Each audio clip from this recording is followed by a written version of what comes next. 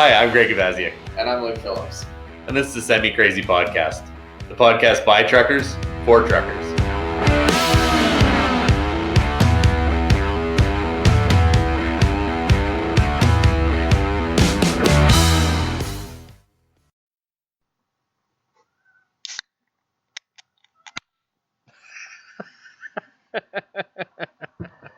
That's a way to start. That's why we don't put this on video. Podcast bloopers. Great. Yeah.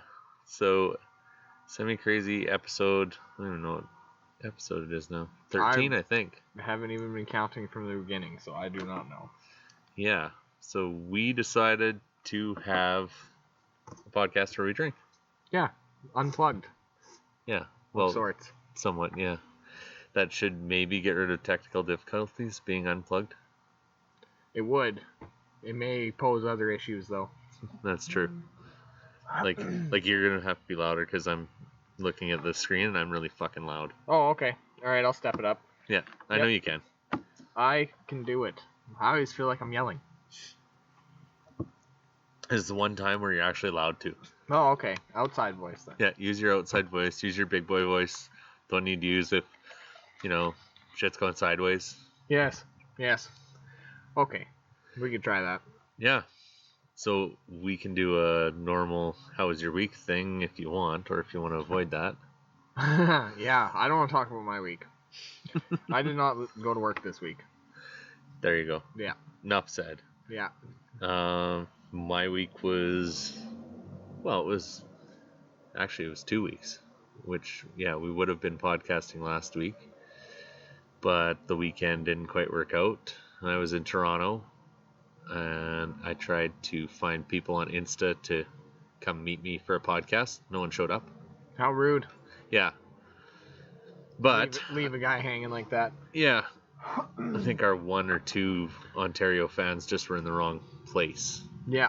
That's what I'm going to go. Or you were in the wrong place. I like to blame it on them. Fair enough. Yep. Yeah, I think that's much more my speed anyways. So, yeah, anyways, I went down there, I turned around and came back. Ontario is a very long province to drive across. I'm having a little bit of a ride issue with my truck, which also made it not as pleasant. And cell phone service is suspect across the country, which I would like addressed before they put 5G in any other fucking town. Maybe we could have... Right? Yeah. Maybe, just maybe, all the way across the Trans-Canada at least. Yeah, not like, oh, there's saplings growing on the side of the road, I'm going to lose service. Yeah, that's kind of what I was thinking too. It might be my phone, but I'm not totally sure. I've been losing service like in the middle of town lately. I think that just might be an issue because I've been dropping calls when I've had like 5 bars of service as well. Yeah. And so I'm not sure if that's... And who are you with? What? Tell us. I'm with Bell, which, I mean, they use the same towers. So it could be... Junk? Yeah. It's just junk. Yeah. Yeah. So, on a trucking side of things, I don't have much else to say. I had I had a lucrative week. I mean, it was it worked out really well. I went to Fort Mac, and then I booked it down to Regina. Then I loaded out of Regina, loaded for Ontario, or like 2 weeks, kind of. Then ripped out there, got unloaded, reloaded on this past Monday, and was back in Calgary by Thursday and Edmonton yesterday. So really nothing to complain about. I do believe since the last podcast, you had a tire problem. Yes. So that was within that. And I don't know how I could have forgot that. So I had a catastrophic for the tire. Let's just say that. It didn't end up being catastrophic for my truck, thankfully. It was a total blowout on the passenger side steer. Only the second one I've ever had in like 2 million-ish miles. Yeah, and it's probably one of the newest ones that you've ran. Yeah, and I mean, only had 125,000 clicks on it. The tread completely separated.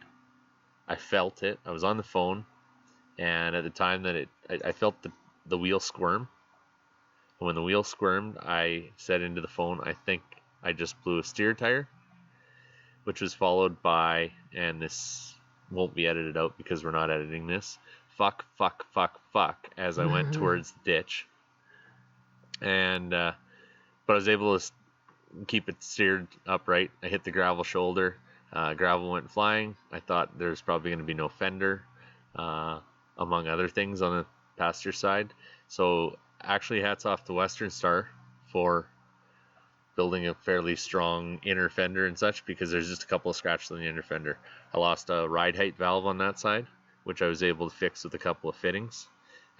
Didn't fix it, but it got me on the way. And then if I hadn't been drinking, I'd be able to tell you the name of the tire shop that just actually came right up from Regina, even though I was in between Davidson and You're in Craig. Chamberlain. Yeah, Craig. Pretty close to Craig. Yeah. But I was like 20 miles due west of you on a grid road. yeah, it's just strange. So I want to address that actually. How many times we end up running in like 10 miles as the crow flies apart from each other, not really knowing until later on. Yeah, it's odd. And we don't even talk about it. We were on the phone right before you blew your steer. Yeah. And we didn't even talk about where we were. Yeah, and then when I blew it and I told you, and then we didn't really kind of cover it until later on. But yeah, we weren't far apart. Yeah, I was in the hopper sweeping out when you called me. You're like, I just blew a steer. I'm like, oh shit. Yeah. Expecting catastrophic fender hood gone, because your truck doesn't look like it would stand up to that. No, it really doesn't. And all I can think of is because, and if you look on, I got it on Insta and in a few other places, if you look there, the tread itself separated in one whole piece. It stayed together. And all I can think is it let go all at once, and then the tire blew, and that tread contained the blast and blew it outwards. Would that make sense to you? Yeah, I could see that. Makes sense why you lost your ride height valve. Yeah. Yeah, so then after I got it fixed and there was really nothing too wrong with it, I ordered a ride height valve, which didn't come until the next afternoon, and then I got rolling east. That's not bad. Yeah, so I didn't lose a whole pile of time. Not very impressed with how long it took a ride height valve to get to Regina, though. Only one was the closest one was Calgary. I was really surprised that they didn't have more of those, because those Airtex steer axles are pretty common. Well, and there's dealers. There's a dealer in Swift Current. There's a dealer in Moose Jaw. There's a dealer in Regina, like you'd think. And they're all under the same family. They're all the Warner family. Well, and the thing was, I called around with that number to other places to carry Hendrickson, and nobody had one. That's lucky. Which could be also a COVID thing, because supplies are in, just. That's true. Yep. Yeah. See, when you buy like half your parts at Red Ram, you don't really notice that. Okay, true. What I will say is, I wasn't impressed with the tire let go at that little mileage. No, that's pretty embarrassing. Yeah. So. And it's not even like you're hard on tires, like you're highway. Yeah, I run highway. I run slow. Like, I'm not running, $120. I'm running 65 miles an hour. That's tops. Right. I could see if it was 120,000 of grid, like where you got a bunch of stone drill or something. Yeah. But the way it blew out, it wasn't even tread. It was sidewall. Yeah, and the other thing was, when we looked at it, there was nothing in the tread. We checked the whole tread. There was no marks inside of it. And I never caught anything on the sidewall. Like, it's really a strange failure. Are you in contact with Michelin for warranty? My dealer is, because I kind of ran it through them, because I wasn't all that impressed. So. Yeah, I'd be choked. Yeah. Yeah, very unimpressed. Totally. And so, yeah, and then the other thing I was unimpressed with is on the ride height valve that the fittings are not separate fittings that go into the valve like they used to be, where you would screw a brass fitting into it, because it wasn't the valve itself that got screwed, it was just the fitting. 2 fittings broke. They're plastic fittings that come out of there, plastic push-in fittings.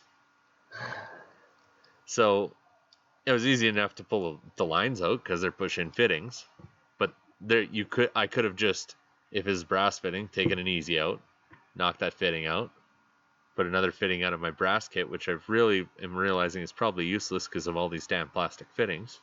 Yeah. And I don't mean to call your truck plastic, but it is par for the course. a lot of, I'm unless you impressed, spec. though. Like that must be a Daimler thing. It's a Hendrickson thing. That is. Well, that's just damn disappointing. Yeah. So, yeah, those are my two shame on you things, I guess, for the. And fair enough. Yep. Like really, that there shouldn't be plastic fittings. No. No. No, and you'd think that a brand like Hendrickson would know a little better, right? Mm-hmm. It's not like it's their first day. And it's not like this is like a 13.3 steer axle is more likely to see, rocks and stuff. Like my truck never would. Mm-hmm. But what if you wanted to run that down the gravel with plastic fittings on there? You're not going to be all that confident to do so. Yeah, I don't know. So. I had a breakdown the same day, actually. Yes. Like an hour or two after you blew your tire, I had just loaded and I was idling down the grid road eating lunch, and my air gauges started going down and you hear air leaving, and yeah, it was a brake pot. So that was cool. That's always fun. I'm very, very thankful that it just happened to happen 2 weeks after I bought a brass kit. Because it's kind of embarrassing, but I have ran like 6 months with no brass? With zero brass. Whoops. I'm impressed that I made it, though. Right? Like, I expected at some point, okay, I'm going to be calling myself an idiot, calling a service truck for something silly. Yeah.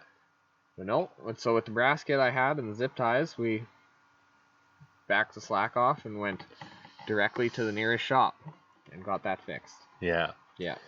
And you're lucky that it was just a main line and everything else, and that, because even when you buy the brass kit, that brass kit's never as good as the brass kit that you'll have in 5 years. Right? Because you gain things, and the useless shit that's still in there. So I had some coffee cans from when I first started trucking, but I was down south, and we left our trucks hooked to platform trailers at a wide spot right on the North Dakota border, North Dakota, Montana, and came back Monday morning, and my tools and my brass kit were gone out of my jockey box. Really? Yeah. I was and my hard hat. So yeah, weird, and I was choked. Not cool. No. And the brass kit that I bought, apparently now they're selling one brass kit to do everything-ish, except for your brakes. Then there's a separate brass kit for your brakes. But luckily I was able to hillbilly some stuff. Well, that's kind of the key sometimes. Slight disturbance. Slight disturbance. Oh well, that's kind of the way we roll. That's right. So yeah, I had a brake pot go. Now I went and bought 2 brake pots. So one went on the truck and one went in the toolbox. Yeah, it never, especially when you're running gravel. Well, and my luck, right? It wasn't just it broke and I caged it and away we went. It was, you could stick the caging bolt just in there and you hear it tink. So you look through the hole and there's spring there. So when it broke, it just spun. Yeah. Yeah. You see, you find I nod my head a lot when you have these issues. Because I've been there. Everybody's been there. Yeah, and it's like it's a strange rite of passage almost. Like you have to have you have to do the older truck. You have to have the time on the side of the road and the laying underneath the truck and having shit drip on your face and swearing because you didn't anticipate a certain part, because it's never like, now that you got a brake pot, that brake pot will get rusty and be because you've got it. Yep. But when you don't have it, that's when you'll need it. Yep. Yeah. So anyways, I do a lot of nodding and I'm like, yeah, I don't mind those little breakdowns on the side of the road. Yeah. As long as what I can fix myself to get going again. Yeah. You know, like, all right, we had to think a bit. That's cool. Yeah. I wanted a break from driving anyway. I definitely wanted to crawl around on the gravel for an hour. Cool. As long as you can look at it that way, right? Yeah, I don't really that stuff doesn't bug me so much. Like I said, as long as I'm not calling for a service truck or Yeah, things like, for me, like say this ride height or not ride height thing. I keep saying it's a ride height issue. It's not. It's a ride issue, and it's in the back end, and I'm not sure. It might even just be shocks. We'll find out, but it's been bothering me, and you go down the road, and it bugs you, and then you think, well, it's in the trailer. Maybe it's in the trailer. Maybe it's this. Maybe it's that. It's those little ones, to me, are much worse than like, yeah, oh, steer tire blew out. What am I going to do? There's nothing I can do to prevent that. Of course, they said, oh, well, it's an inflation issue. No, it's not, because I check my inflation every day.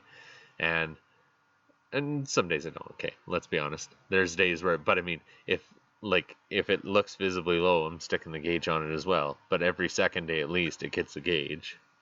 And then I thought, well, maybe my gauge isn't accurate. Had the tire guy check it.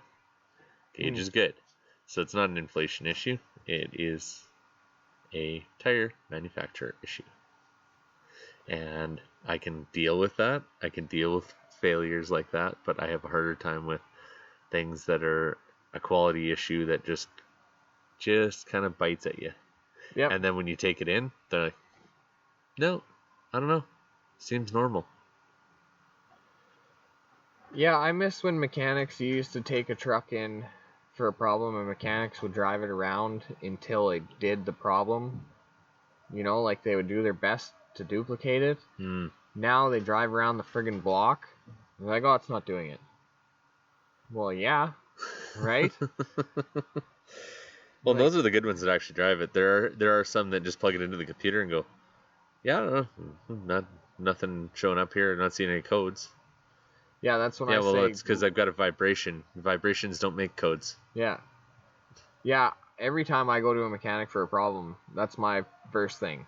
Get your computer and get in my swapper seat, plug in, we're going for a drive. Yeah. Right? I'm not leaving this to you to, right? I know what it's doing. I can make it do it 99% of the time. Yeah. Except for what I went to the shop for the other day. Yeah.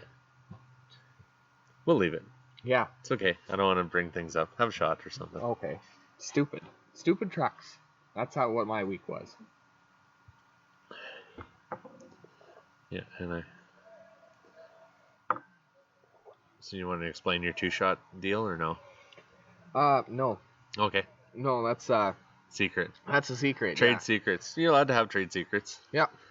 Like I'm drinking beer, which is actually pretty good. I mean, you're not an IPA guy, but I like IPAs, and this one's called Dusty Trail. So, I mean, you'd think for someone who's a little more cowboy, you'd like something Dusty Trail, right?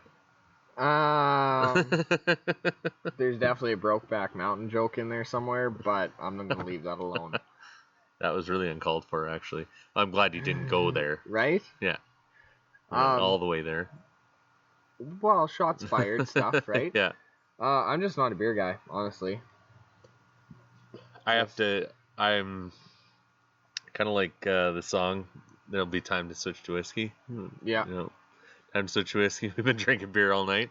I won't drink beer all night. It'll be, 3, 4, and then I have to. See, and I switched to whiskey when I was like 19. I thought you were going to say 9, but. No. Which, it wouldn't have entirely surprised me yeah, either. I'm not that hardcore. Yeah, when I was like 19, I quit drinking beer, and that was that. Yeah. Just a whiskey guy now. If I drink too much, it bugs my guts, but I do like to have the odd one. Yeah. Especially on a warm day, and damn, the weather's been just about perfect today, so. Yeah, we had a bit of rain earlier, but it was like a bit. Yeah. Yeah. That's good. Nice. We've had enough rain for a while. Yeah, absolutely. Yeah, I've had enough. I'm tired of washing the truck and, trying to do it twice a week. And I mean, some people who see my truck driving down the road go, you don't wash it twice a week. No, I have. It's the color. Yeah. I think. Like, as soon as you get dust on it, it looks dirty. Yeah, absolutely. So, yeah, I guess white trucks, well, I don't know. You probably can't politically correct say that white trucks matter. You can't even tell there's red coolant all over the side of it right now. Yeah, no. See, and if you looked at my truck right now, and it was washed more recently probably, and it's sitting in the Blackjack's parking lot, and it looks dirty. Which is bothersome. Because you're parked in the Blackjack's parking lot. Probably. They do keep it pretty controlled, but there's still dust. Yeah. Yeah, no, and I just, I got it dirty just coming home the other day. I hit a lightning storm and, well, not just lightning, of course there was rain. Of course. Yeah. That's how that goes. Yeah. It was really wild. I was trying to capture it. I love electrical storms like that. I just, like, for me, that's, if I can drive through something like that or just sit there, leave the curtains open and just watch it out of the bunk, it's awesome.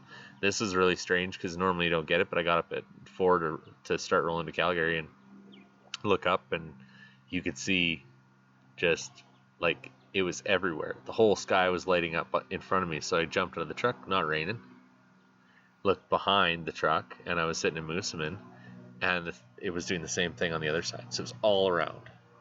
Like, the whole sky kept just, like, flashing. It was like a strobe light going off. It was wild. Huh. And then I drove in it, like, and drove into it for about an hour and a half. And so, I threw down a little bit of video here and there, and I caught the odd, like, sometimes it would just be going off, and then you'd hit record. Nothing.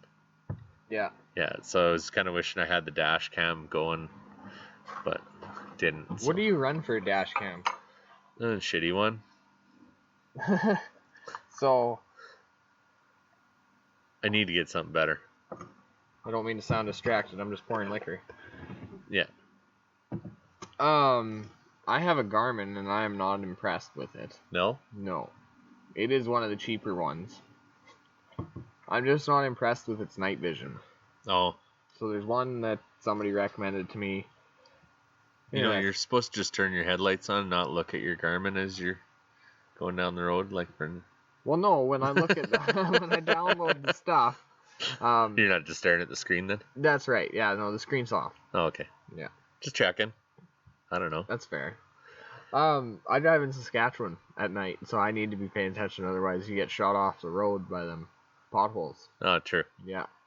But yeah, I downloaded some video off of it the other day that was night stuff. Yeah. And it was garbage. No. Like, you could see the deer go across. I saw the deer myself when I was driving for probably 45 seconds. And you saw 3 seconds of it on the dash cam. So I think it's Thinkware or something like that a buddy recommended. Oh, okay. And it actually mounts right up against your right up against your glass. That's supposed to be better. So I'll say too, my truck has a dash cam in it that connects with the ELD and everything. And so it's like, and I haven't seen the video from that because it goes to some server or whatever, but apparently it takes really good video. So it may have to try get some of that from the company just to check it out to see what it looks like. Cause is that one of those OmniTrax screens? No, it's not OmniTrax because all of my stuff plugs into just my tablet. So like everything, there's a system that's in the truck and it provides Wi-Fi and it does that. But then I just have a tablet for an interface. It's Samsara, but it's got issues of its own too. Swanky. Yeah. Huh. Yeah, I'm not that high tech. No.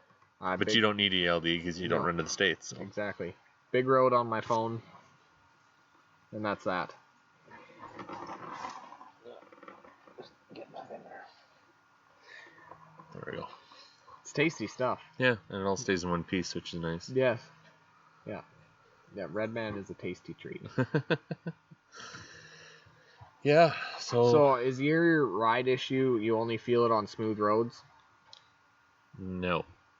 Just feel it on all roads. Yeah, and especially if there's a square edge, like say an expansion joint. If you're driving on super slab and you get that thump thump thump thump. Yeah. My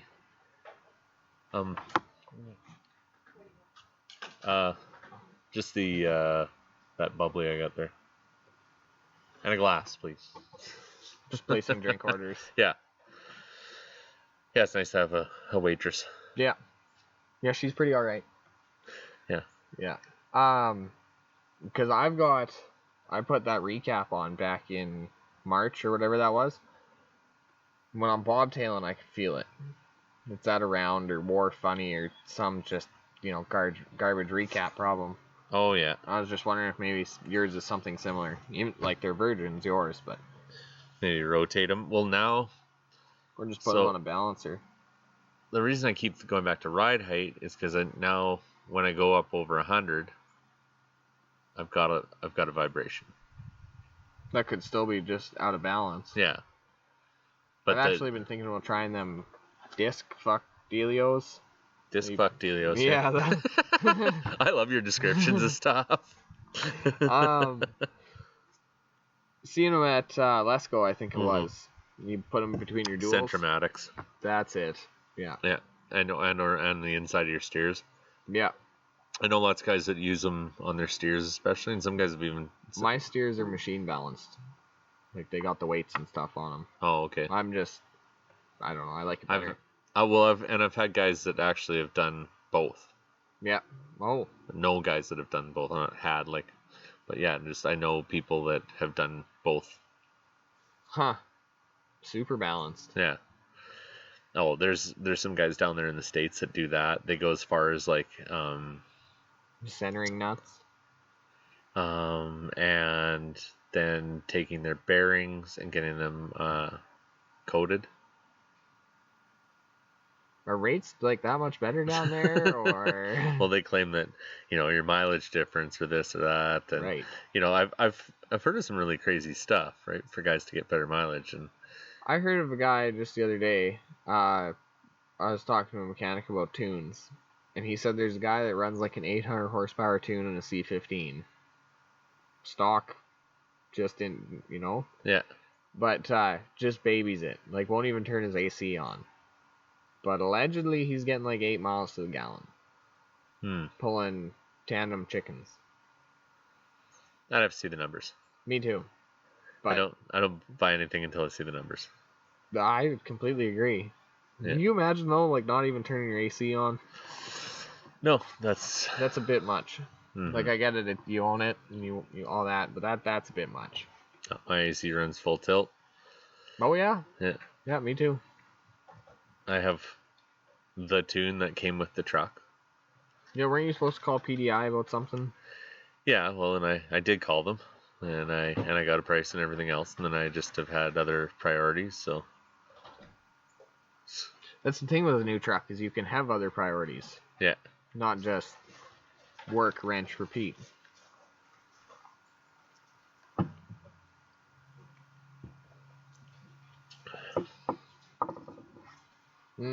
Yes. Thank you. Okay. Slight pause. Yeah. Slight interruption. That's all right. It stays in the pod. There we go. You got to keep using your outside voice. Every now and then you get a little quiet. I get too into the train of thought and then get into your head and yeah, I forget about the volume sometimes. Yeah. It's a one-track show over here, man. Yeah.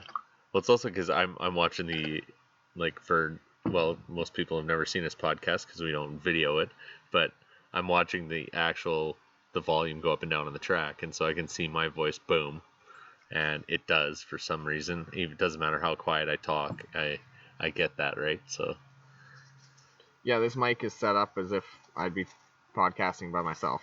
Yeah, and so if I come across loud, you need to know I'm 3 feet away from the mic still. Yes. It's rookie hour, as usual. Yeah, nobody should be too surprised about that. Right? So we're not here for total quality here. It's quantity. That's right. Or something like it's that. Quality, but it's not audio quality. It's the quality of the content. Yes. Or the knowledge. The bullshit. The bullshit. I think it's the bullshit meter. Is high. Just random distractions again, right? Maybe we should do it on video, and then they'd understand our random silences and distractions. Oh, it'll come in time. Yeah. Yeah, so You got a new trailer, did you not?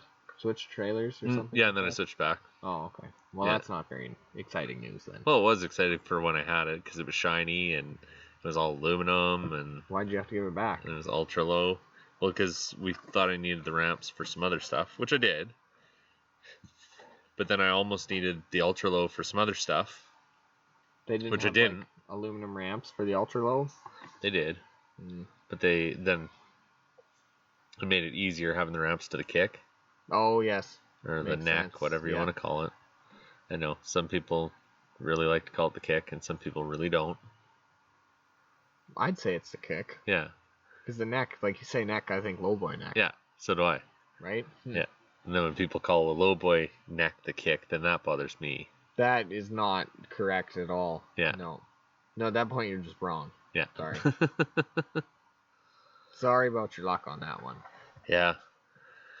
Yeah, no, I don't know. I like the ultra low, but at the same time, I do for hauling equipment. I still like having that extra few inches, that 9 wide.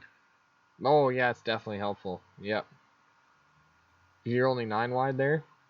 Yeah, that's perfect, because then you're still skinny enough to go down south and Yeah. not get screwed around. I did not know that. The first time I went down south was with a 10 wide lowboy.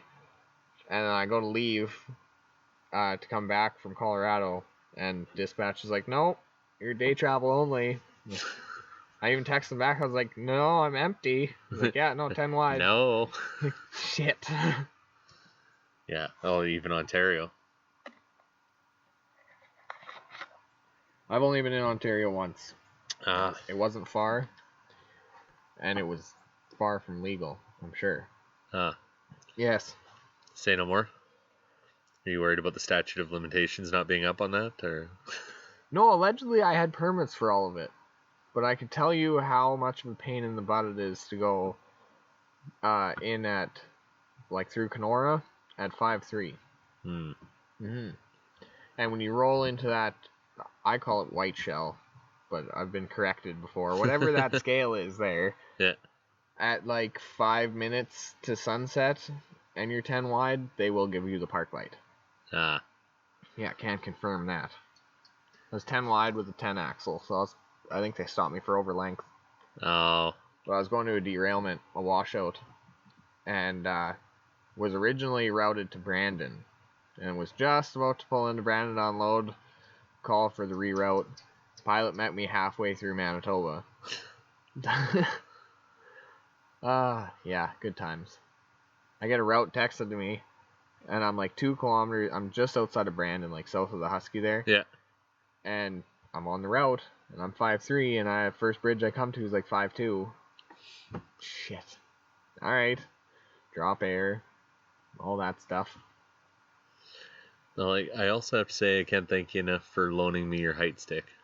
Yeah, I'm glad that's working out for you. It's one Yeah. of those things that you never know realize how bad you need it until you have one. Yeah. And you're like, yep, totally worth the money. It was really worth the money for me. Yeah. See, and I got a good deal on it, so. Yeah.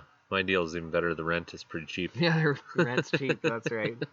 Well, I pulled up to load a stack of trailers.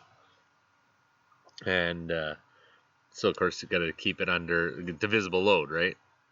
Oh, yes. Yeah. So, what is it, 4-1 divisible? I can't remember. I have no idea. I'm I not can't a remember. divisible load guy. Yeah, no, and I'm not normally either. And so our dispatch told us, and I can't remember what it was. And I was like, well, I have to get under that. And they had a stack of 4 trailers that they brought out. They already have them stacked. They had them on tires still, which I can get into that somewhat. But yeah, so we set it up there, check with the height stick. I'm like, yeah, no, we got to bring it down more, because they originally were like, oh yeah, no, you'll be able to do it. That was with the ultra low. Oh, yes. Yeah, and no, we're not under. So they took the tires off for me, and we put some plywood down on the deck, set it right on the drums, and then I was just under at the back. So yeah, stacked tires, wrapped in cellophane. Not a good idea. Cellophane's not load rated. No, and so strap, and then, you know what? Cellophane will work on most things if it's stacked well. And tires you can stack, but tires bounce. especially on the back of an aluminum step deck that is not loaded heavy enough at the back, Yeah, because so those it's just tires don't weigh kicking. enough, so it's Yeah. kicking, and Yeah. and aluminum kicks more than steel does. So you're constantly pulling over to rearrange. To rearrange, and so eventually I had most of the tires underneath the trailers with an individual strap across 3, because I would put 3 tires across, Yep. strap it, 3 tires across, strap it. Makes sense. Yeah, so it was a really long trip. I don't know why they wouldn't just steel band them together. Yeah, so that suggestion was made after by a certain trucker. We'll just call him Greg Vaziak. And Because if you just banded them all together and then put them in kind of parallel with the rails of the trailer, boom, 2-3 straps, good enough. Yeah, no, that would have been great. Yeah, good. Do you think they'd totally lose their mind if you asked to like flop the top trailer upside down? You just kind of interlock them that way. I was thinking for your height. Yeah, I don't know. They've tried a few different things. Yeah, they're an awkward thing to haul. Yeah. I see them going down the Highway 1 all the time. Yeah. And there's so many different ways of doing it. But well, and it depends on the size of the trailers. Like, these are fairly heavy utility trailers, like tag trailers for behind like gravel trucks. Oh, and big boy trailers. Yeah, and Big boy trailers. and goosenecks, like heavy, like triaxle goosenecks. And I was thinking like tandem axle car haulers. Yeah, well, I hauled those too, and actually those are easier, it seems, to haul than the bigger ones. Mind you, the little ones, it seems like they always have a dump trailer that they haul with it, and they throw all the tires in the dump trailer. Perfect. Out of sight, out of mind. Yep. And they stay right in there. That is valid point. Out of sight, out of mind. Excavator buckets in rock truck boxes is also good for bush moves only. Oh. That disclaimer. Only if you get caught. That's right. The COD permit, cover of darkness. Yeah. Is that what that means? I always see that on shipping stuff. COD. I did not know that. See? There you go. Learn something new every day. Yeah. Even young people can teach you things. That's See, what I learned. Sometimes I got some decent information. We used to do that. I worked for a gravel crushing company, and the pails was unbelievable. There was no efficient way to haul these oil pails, because if you put them in the generator van, they always fall over or something stupid, right? Yeah. So they started putting them in the box of the rock trucks. Oh shit. Yeah, it worked. Yeah. I don't know how they got them in there, because they were all stacked, like one layer, stacked real nice. Yeah, they never bounced around. They had a gravel crushing crew, though. It's not like we were moving their stuff very far. No, and crusher stuff is never much fun to move anyways. None of it has brakes. None of it has freaking... None of it's cleaned off. You do it all at night. Yes. Yeah, I worked for one of the more hillbilly crushing companies, too. So there's like... the way Inland does it, where they get steam trucks out to steam everything before it goes 5K down the road, is definitely not how this outfit rolled. I've never even heard of such a thing. I didn't know there was non-hillbilly. Yes, there is the Big Show gravel places, Inland, Lafarge, stuff like that. Okay. Burnco. Yeah. They move stuff. Proper. Oh, yeah. I shouldn't say that. At O'Hanlon they do too. Like, our stuff was moved when I was there. Yes. All of the stuff that they move themselves is taken very good care of. Yes. Okay, there you go. Yeah. That's good enough to say. Yeah, there is a lot of companies that are really good about their stuff. Yeah. But there are some, like, I don't know. The smaller companies, like when you're going to move a crusher once a year and you have to go CVIP it. Yeah, but you would, like, I think it's reasonable to expect it to have brakes. I agree. I completely agree. Yes. And that was my 2 conditions of doing it. And believe it or not, it was a fight to get this far. Like, before I started doing it, there was 0 fucks to give. Or tires that don't have, like, a tumor on them? Just tires in general. Oh, just having tires on it? Yeah, just being on the bead, right? That was my thing, is I want the tires to have wind in them, the lights to work, and at least half the brakes to work. And How about cords on the tires? So is that acceptable? if it's parked where I can't see it, whatever. Yeah, the tires got cords. Look, you can see them. Yeah, right? They're all good. Look at, there's only 2 or 3 that are broken. And the belly tanks to be empty. That was my other big thing. Oh yeah. Because that's a big ticket. Yeah. Hauling, 20,000 liters of fuel on a single wall tank. The first oversized load I ever hauled, excuse me, was a flail, not a crusher, but a flail. So chip flail. Oh yes. So it's like kind of like a crusher for chips, right? And so I was, I don't remember, just got my license. It was that summer. I had my general, and fuck yeah. Yeah. Oh yeah. And so you're gonna go move this. I think my uncle even called it a crusher. I can't even remember that point. So I had to go down by Edson. So bobtail in my spring ride general, down south of Edson, down the Wolf Lake Road. Get there, look around, find this thing. It's 11 wide. It's a wheeler. Oh. Yeah, and I've had my license at this point about 2 months. Yeah. And here you go. yeah, and there's no cell phones, right? Yeah. So yeah, no cell phone with me, because why would you need it? You're not going to Edmonton, so it's not like you got to call to see what your pickups are. So you don't take the phone. The bag phone. It wasn't even a bag phone. It was about the size of this water bottle. It's a 1 liter water bottle. Yeah. So yeah, I guess nobody can see it. And then it weighed about enough, like you could use it as a blackjack to beat people with in case you didn't like. Oh, handy. Yeah, no, it was really good if you're in downtown Edmonton and someone like tried to. Yeah. So you take that and, but I didn't have that either. So I gotta go move this thing, right? You pin on, let's go. Yeah. So I get underneath it, and back under it, and it's on blocks. And the truck that had put it there was probably a winch tractor. So my general on 22.5s, even though it had a high pedestal, was not as high as that. So I backed under it, pinned in and locked into it. Oh, son of a bitch.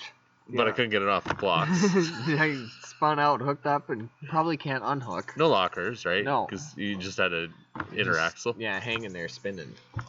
Yeah, so I suffered my way through that and blocked my wheels until I backed up. And then the good thing was that I then knocked the blocks out from the tires, which turned out were the only things holding it, because it didn't have maxis on it.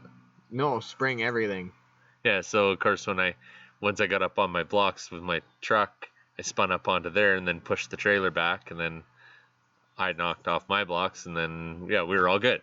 And so put it together and started driving down the 32. Of course, there's no shoulder on 32, and I was just like white knuckling her all the way, with the steering on the way the general was. Yeah, your 5-foot diameter steering wheel. Yeah. Oh yeah. Like I know. I mean, it was big rigging, and that truck had a single beacon on the top of the old McCoy Brothers heady crack on the back. Oh, perfect. Yeah, and I had to put bulbs in it because it wasn't working, and luckily I found some bulbs in there, and so I put the bulbs in it and freed it up because it was actually rusty, so I could pop the cap off, freed up the spinning back again. So I had no D signs or anything. I got this one little single rotating thing and an 11 wide wheeler. And so I'm more worried about being late to get up to, and I had to take it up to the night yard. Yeah. And so just thank God when I turned on from 32 and I stopped at Petro because I needed to get some fuel, pulled in there, got fuel, took off, and the highway was still 2 lanes at that time past the scale, and lights weren't flashing. Whew, lucky. Yeah, so I trucked her on up there, and when the guy went up to go pick it up to come back, he actually drove up, then didn't grab it, then drove into Fox Creek and made a phone call and said he needed a bunch of permits to move it. And my uncle's like, well, I don't know, Greg moved it up there. Yeah, what are you talking about? Speaking of, stories like that, I was moving crushers, and we were going Fort Assiniboine to Two Hills, and not cleaned. Like, we had 30K of pit road to get to the highway, and was told, well, whatever doesn't fall off on that stretch won't fall off when you go down the highways. All right, and it was the last load, and I was doing it during the day because it was a legal weight one. And figured I'd been doing this for 3 nights in a row and mornings. Never seen anybody. 2-hill scale was never open. This will be fine. And it was the feeder. And being lazy, I didn't chain down the out belt at the back, right? So it was sitting on its little bar, and the one side of the bar got pinned in so it couldn't leave, which is what I trusted. Oh, okay, that's fine. Yeah. Put my D-sign on, away we go. Just kind of zoned out, trucking, coming through 2 hills, pop over the hill eastbound, lights are flashing at the scale. Oh.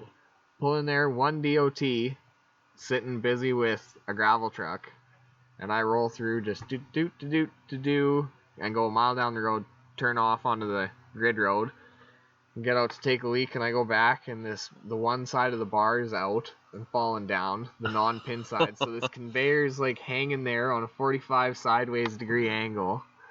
There's gravel that fell out from underneath the belt of it doing that, and I have no idea how long it was like that, but pretty sure I rolled over the scale like that.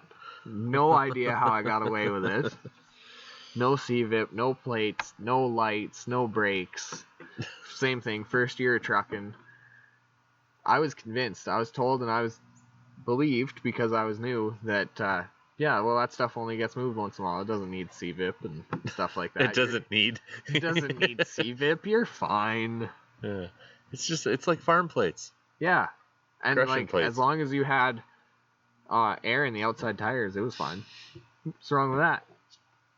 It looks like you got air in all your tires. Yeah, guy'd be just crucified if he got caught with that, like, then, but imagine now, like. Yeah, and that's not even that long, like, that's 6-7 years ago now.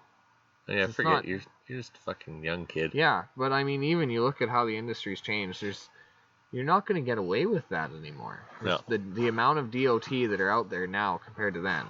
Yeah. You actually had a half a chance of getting away with shit then. And I got away with so much my first year trucking because I didn't know. Yeah. And I was working at a company that didn't have anybody that knew, right? You can haul a D7 on a tandem Tridem. You bet. Drive it all the way to the neck. Away you go.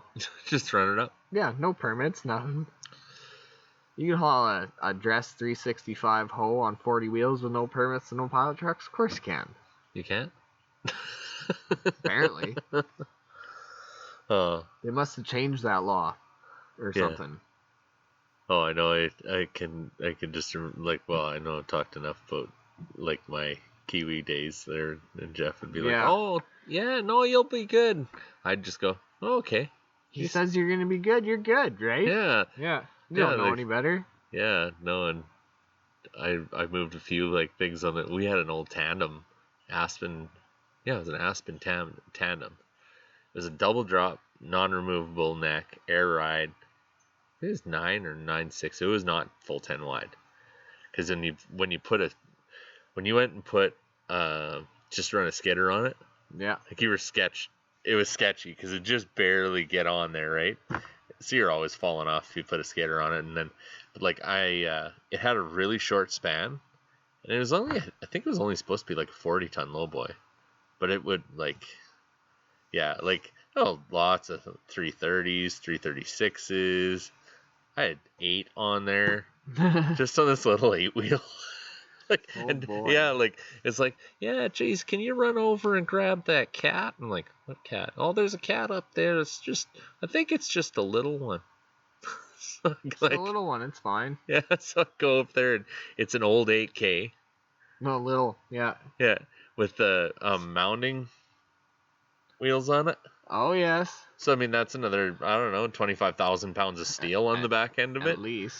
Yeah, so just run that. It didn't have a blade, though. Okay, so it's only 70,000 pounds. Yeah, and it's really nice to load when there's 25,000 pounds hanging off the back end of it and no blade on the front of it. Usually 8s break over great, right? Yeah, I would definitely back that one over. Yeah, no, you would, because you know better. Yeah, and see, that's the thing, is the knowing better. Like, I knew better once it was stuck kind of on those wheels, and it was standing kind of up on end. Yeah, once you're absolutely scared, like shitless, yeah. You're like, oh, let's rethink this. And then you try to back up, and it's just digging into the ground. Yeah. And you can't. Shit. But then I actually figured out that you could lower those wheels, and when I lowered those digging wheels, it brought the front end of the cat down and it walked off. Well, there you go. Yeah, but there were several minutes of like, yeah, I'm gonna need new shorts when I'm done this whole Yeah. ordeal because I had one, same thing, like never would do it again. yeah, Was told to go get a 32-wheeler and go and load a loader. But it was be up out of the pit, side of the road. I get there and this is, I don't even remember what size it was, but probably the equivalent to like a 600, Matsu 600. Load that and take it out by, it was north of Two Hills. And this is the direction that you're going. It's third party, they've got you permits, whatever. And stupid tall. Thankfully, I measured my height. Yeah. But I snake it through the city and don't have a permit, nothing. Definitely overweight. And the Ardrossan scale, like, this is my first year trucking. I never left the city. Yeah, and it was closed, luckily. Went by, whatever, and then I seen them haul that loader back, and they took the bucket off and hauled it on 48 wheels. So... But yeah, like stuff that you would never do, but you look back on and you're like, how did I get away with that exactly? Yeah. I don't know. Have I said on the podcast about when I hauled the log loader with the cab up? Yes. Yeah, I can never remember what I've said on the podcast and what I haven't, so I'll leave that one. It's hard not to totally incriminate yourself too, right? Yeah, well, I mean, I guess, a guy might be under the microscope from here on in. Yeah, right? Not even really thinking. Like, well, look at these fucking hillbillies. Yeah. Talk to them. Yeah, let's just say this is all in the past. Yes. We've learned our lessons. We run a completely up-to-date outfit now. Well, and it's really hard to be oversized, over height on grain trailers, so you should be okay that way. Yeah, and speaking of being under the microscope, like my last year and a half of heavy haul took a total U-turn from starting my career, never seeing DOT, went my first 2 years without even getting pulled over. Yeah. To like literally getting pulled over every day, going into every scale. Oh. I was like, okay, I'll get a ticket for this today. Come back from a round trip to Colorado with 3-4 tickets. Like, oh yeah, this sucks. Whatever. There's stupid stuff. Oh yeah. I got a ticket in Colorado for not having the troubleshooting booklet for my ELD. And that's on the driver, by the way. What? Yes. That ticket shows on my abstract as driver failed to maintain proper paperwork or something like that. Proper documents. Oh, wow. It was because I didn't have the troubleshooting guide for my ELD. His first question, I thought I was doing really good because his first question was, do you have paper logbooks in case your ELD goes down? And I was like, yeah, of course. Of course. Yeah. Canada. Right? Get across the border, unplug, we go. But, yeah, then he's like, do you have the instruction booklet and the troubleshooting manual and this, that, and the next thing? And yeah, it's on the driver, not the company. Because I told him, I was like, I never even got, everything I got for my ELD is sitting in my binder. Yeah. Nope, failed to pass driver inspection. I'd have fought that one. Then I would have to go back to Colorado. Hmm. That's another way that they get you. They know you're not going to come back to fight it. Yeah, that's true enough, right? Unless you're running that road every day, but they know you're not. Yeah, and Montana makes you pay before you even leave the scale house if you're from out of province or out of country. These are good things to know. I don't want to go back now. Right? You get these guys like, we're not allowed back in this state because we have an outstanding parking ticket, right? Yeah. Well, Montana got burned for that too many times, I guess. Well, at one time it was even that way with impaireds. But I could see that. Like, so there'd be guys that get 2, 3, 4 impaireds in the States, and before like computers were, in cop cars, a guy could get tickets and then get away with it. Well, they couldn't even run your license on the spot. They had to call it in, right? Yeah. And so like guys would have, they'd have a suspension in this state, and a suspension in that state, and a suspension in another state. Oh shit. And yeah, when we went to, we used to do these snowmobile trips, and one of the guys, like, we got down to the border. You haven't even Sorry. got the neck out of there yet. So I know, right? I'm I shouldn't say much. I slacking. mean, but I'm two fisting, so. Well, at least you're doing something.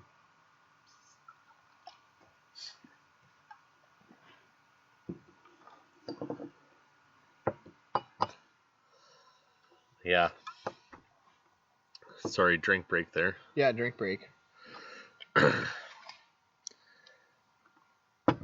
No, my train of thoughts just completely derailed.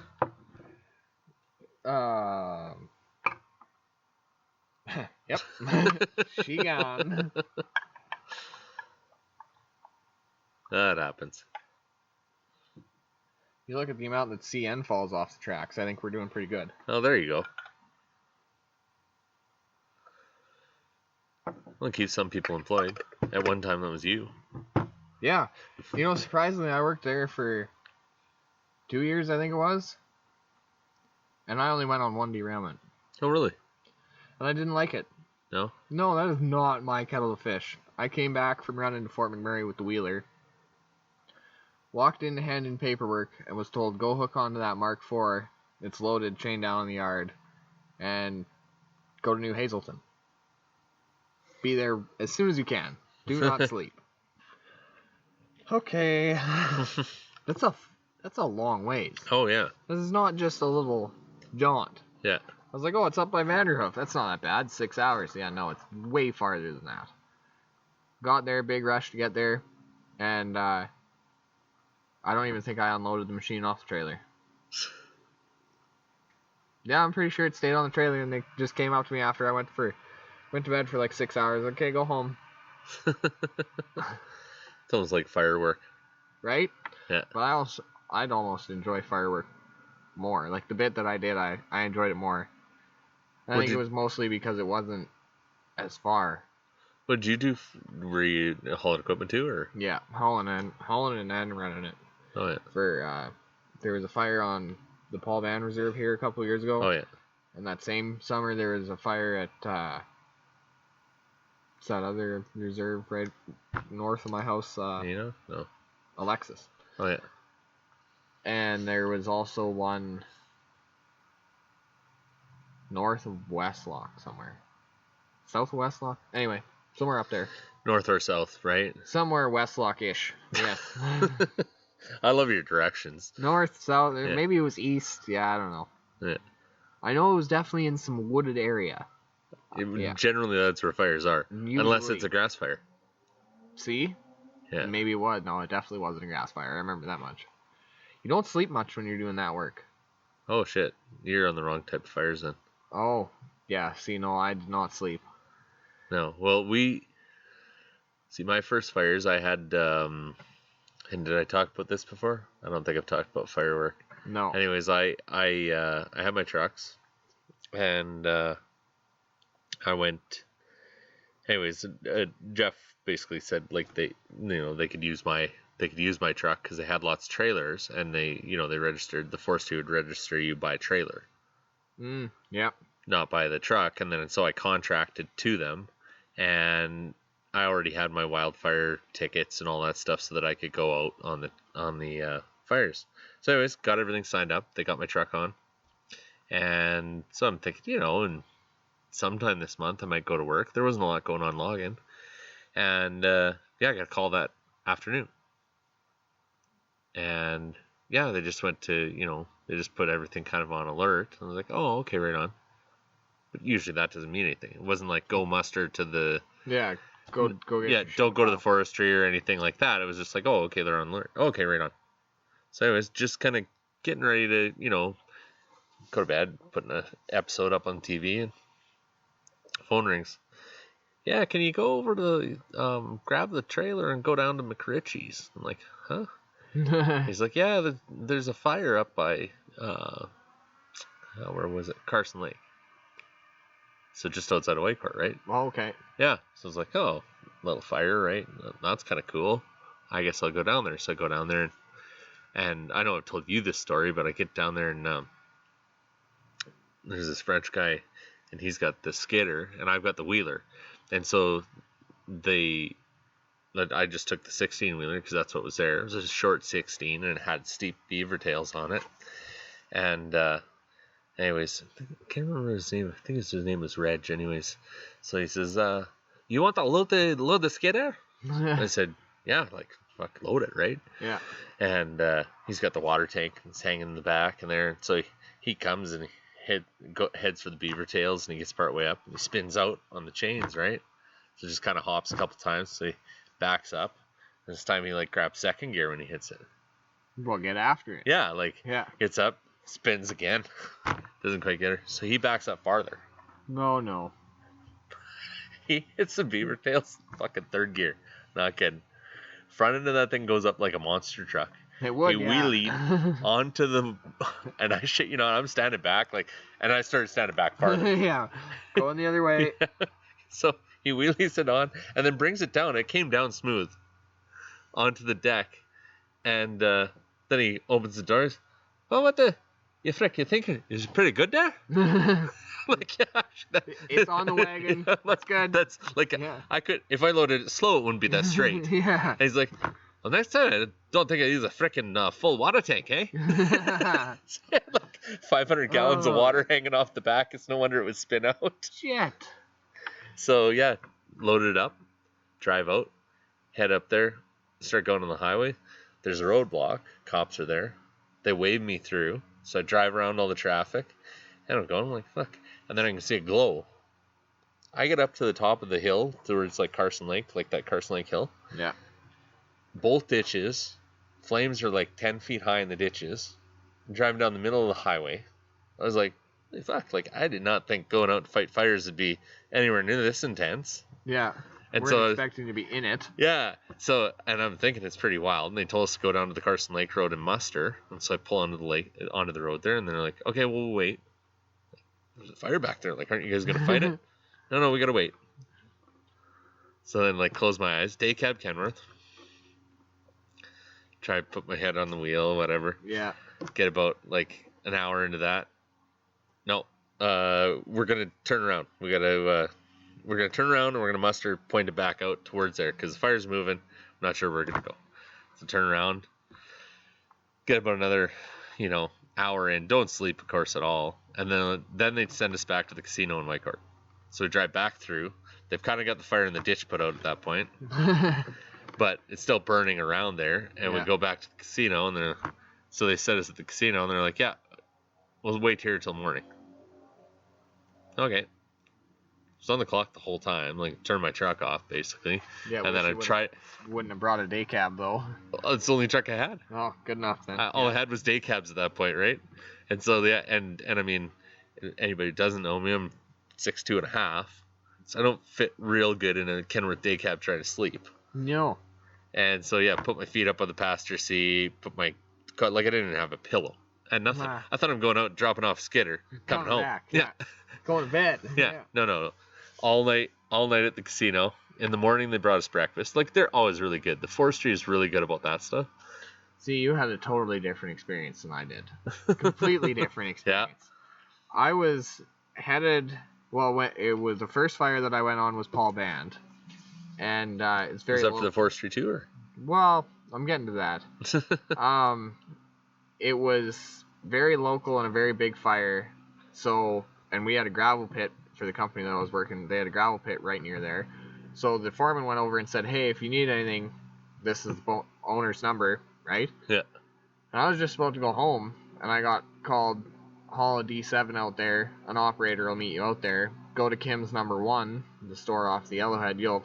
Somebody will direct you from there." I'm like, "Okay, this is weird. Whatever." And I figured it out right quick when I turned to Kim's number 1, and there's cops and news cameras and roadblock and everything, right? And then my phone rings, and I need you to run the dozer. Okay, cool. Yeah, I know how to run dozer. That's fine. What am I doing? Oh, you're whatever they tell you to do. Okay. So then some guy comes up, some firefighter comes up to me. He's like, "Is your operator here?" I was like, "Yeah, I'm the operator." He's like, "Okay, where's your truck driver?" I was like, "Yep, I'm the truck driver too." "All right, come with me. We're putting out spot fires." It was like right on the pavement. We drive 2 kilometers. "Okay, unload, go in there, trump that one out." "Okay, well, I'll find him." Nope, right on the highway, like right on the pavement. D7R with a ripper on the back, single shank ripper. coming off a single drop low boy, so you know what that ripper's doing, right? Oh, yeah. On and off. And yeah, just backed up, and I was trying to be gentle, and the firefighter guy actually was like, just turn and go. I'm like, okie dokie. So I did that for like 4 or 5 hours, and then went with the county dozer and cut fire guard all night till the sun came up, and then went home for 3 hours and got called back. Yeah, there was no like breakfast or sense of organization. Like all this stuff that you're talking about was not my experience at all.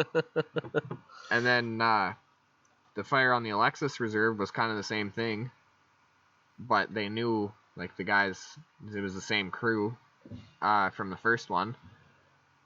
And I got called to that one, same thing, just about to go home. Oh, find a truck. Okay, well, sorry, boss man, you got a yard of 8 trucks and they're all broken. Mm-hmm. Don't know what to tell you. The only one that isn't broken is my brand new tri-drive that's sitting in the corner, that's been sitting in the corner for 7.5 months at this point. Yeah. Silence. I'll call you back. Calls me back 5 minutes later. Take the plates off whatever truck you want, put it on your new one, load that dozer, and get there. Fair enough. But that one they actually did send an operator to. But like they parked me out in the bush, and I was sat there for like 9.5 hours. And then I find out when I'm loading the dozer from the dozer operator that somebody brought him a sandwich and, like food. I'm sitting there in my brand new truck, no bedding, no nothing, right? And it was hot, summer day, so I think because I was working local and I was working in the shop, coveralls all day. Yeah. Like shorts and t-shirt. Yeah. So I did not get the forestry experience that you got. Well, I had both. Like, I mean, I had, like, say there was a shitty part about being in the day cab. Yeah. And then when we went out, so we did end up unloading that day later, like at about 10 o'clock. But then we went up, and then they're like, yeah, but you guys have to stay. No, you can't leave. No, we dropped our dozers, and they're like, we don't know, because there's so many fires and stuff going on, and they don't want to release the truck, because they don't want to lose the trucks. Yeah, because they think they'll... Yeah, like what if we got to muster and move all that equipment? So they're like, go back and back to the casino. So we went up the road. The guy had a truck with a big bunk. Oh, and that's just it. There was guys. Setup. Yeah, there was guys who were set up well. He would make hand over fist money. Oh, it used to be great that way, right? Yeah. But at the time, I was green as grass to the whole fire thing, and I was just happy to be out there. So I had the stay cab and on HN suspension. Oh, so, beauty. Yeah, like awesome low bed truck, right? Yeah. And straight pipes, 5 1/4 Cummins.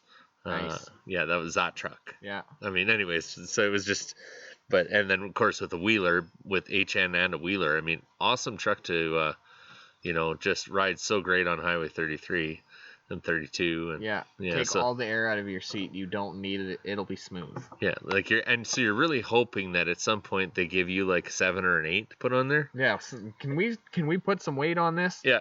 It would be fantastic. Be better than the skidder. Yeah. So. But the good thing about when you take a wheeler... 30,000 pound skidder. So, because when you go empty to the fire, or when you go to the fire, it doesn't matter. Nothing matters. No permits. You put an 8 on an 8-wheeler, you put a 9 on an 8-wheeler, whatever, it doesn't matter. Yeah. Go to the fire. But leaving. Get there. Leaving. So the guys with the wheelers are the last guys to leave the fire because they're the ones that have to haul the shit home that's... Yeah. The bigger stuff. Yeah, and so that's why you were always better to be that guy. But yeah, anyways, it worked out pretty good on that fire.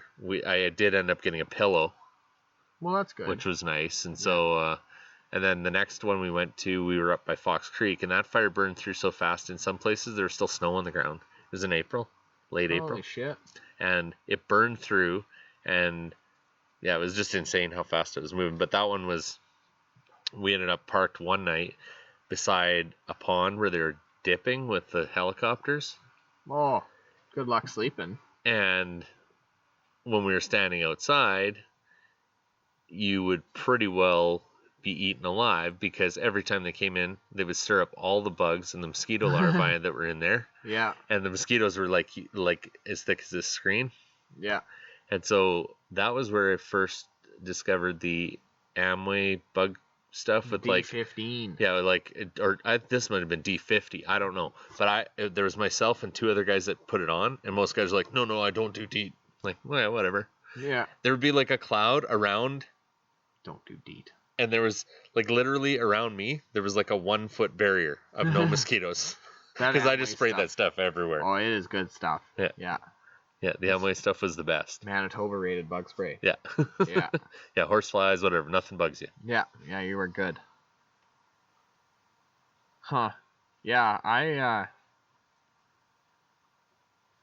lost that train of thought too. Son of a bitch. I went to fires not this year, but the year before, which was different. Helping out Fox there was hauling shacks for fires crews, not equipment. Yeah.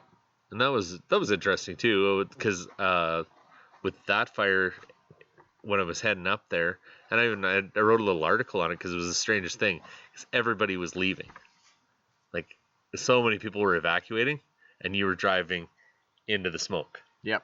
You're heading north, and everybody's leaving, and you're going. So this is what it's like to be a fire guy, like really, because you're going into. This is what it's like to be important. Shit.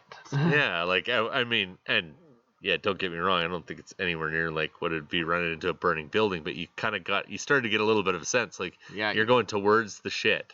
Definitely brings it to the front of your mind. Yeah. Yeah. It's pretty interesting.